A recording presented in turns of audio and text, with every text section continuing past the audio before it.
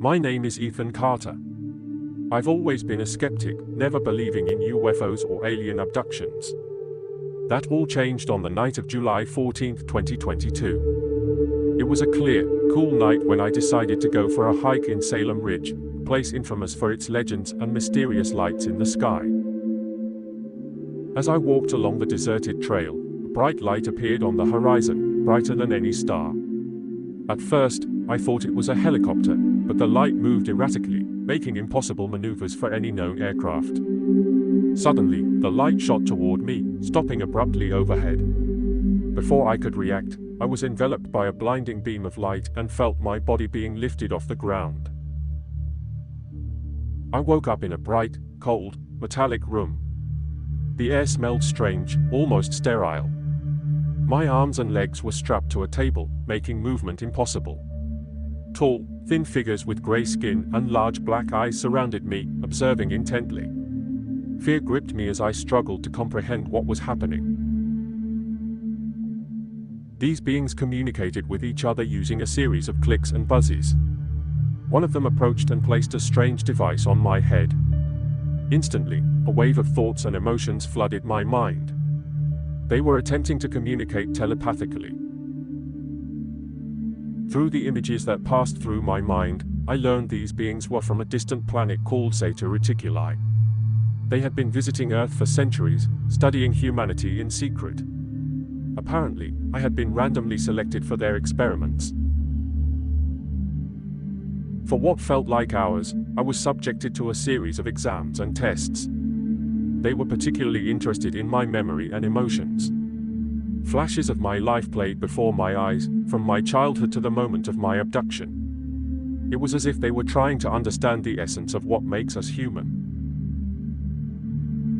In a moment of distraction from the aliens, I managed to free one of my arms.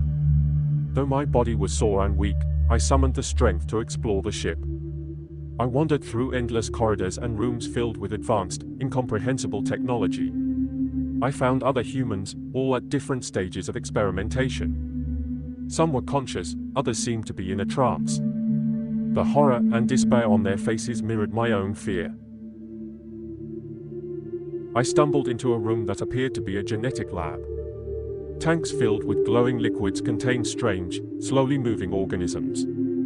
On a nearby table, I saw documents and samples of human DNA.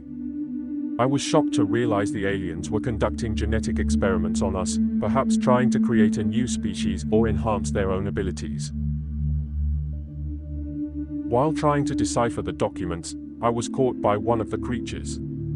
It stared at me with its large, black eyes, and through a telepathic connection, revealed their true intentions. They weren't just studying humanity, they were preparing for a possible invasion. The abductions were only the first step in understanding our weaknesses and how to exploit them. I was taken back to the room where I initially woke up, but this time, the restraints were tighter. I knew I couldn't stay there and be a helpless test subject. When the aliens turned away, I used a piece of metal I had hidden to cut the restraints. With a mix of fear and adrenaline, I ran through the ship's corridors, desperately searching for an exit. In my frantic escape, I found a room housing what looked like a dimensional portal. It was a pulsating circle of light, surrounded by alien symbols. I realized it might be my only chance to escape. Without hesitation, I jumped into the portal, feeling a wave of vertigo and disorientation as my body was transported through unknown dimensions. I awoke in Salem Ridge, the same spot where I had been abducted. The portal had brought me back, but I knew something was different. The memories of the ship and the experiments were etched into my mind. As I returned home, I realized only a few hours had passed, though the experience felt like it lasted days. My mind was a whirlwind of emotions and distorted memories. I knew no one would believe my story, so I decided to keep it a secret. In the days and weeks that followed, I began to notice subtle changes in myself. My cognitive abilities were enhanced, and I had a strange ability to predict events before they happened. Vivid dreams of the aliens and their advanced technology haunted my nights. It didn't take long for others to notice my changes as well. Agents from a government organization, seemingly aware of my experiences, approached me.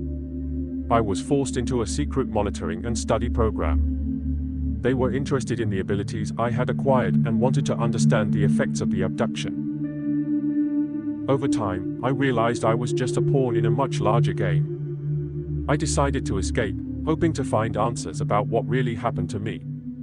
I traveled across the country, finding other abductees and trying to piece together the puzzle. Each had a similar story, but with unique details, creating a broader picture of the alien agenda. Now, I live in the shadows, always moving, always searching. I know the aliens are still out there, watching and waiting. And I know that, eventually, I will have to confront what happened to me and find a way to expose the truth to the world. Until then, my life is a solitary journey, marked by fear and an endless quest for answers.